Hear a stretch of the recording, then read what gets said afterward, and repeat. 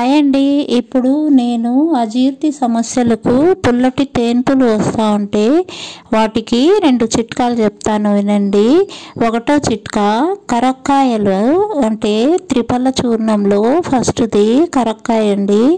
ఆ కరక్కాయ పెచ్చులు తీసుకోవాలండి. గింజలు తీసేసి బాగా చూర్ణం చేసుకోవాలి. పొడి చేసుకొని దానికి తగినటువంటి సైంధవ లవణం కలిపి రెడీగా పొడి పెట్టుకోవాలండి.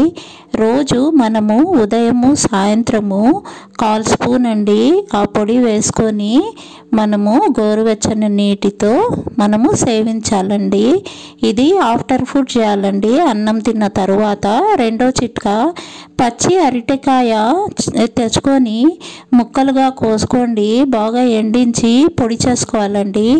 దానికి తగినటువంటి కొద్దిగా సైంధవ లవణం కానీ మామూలు రాళ్ళ ఉప్పు కానీ పొడి చేసి కలుపుకి పొడికి పెట్టుకోవాలండి.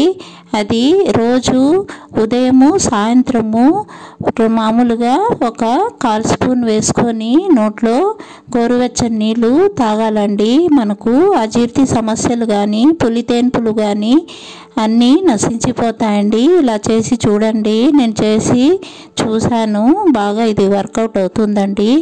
ఇది కనుక మీకు నచ్చితే లైక్ చేయండి, షేర్ చేయండి, సబ్స్క్రైబ్ చేయండి. థ్యాంక్ యూ అండి.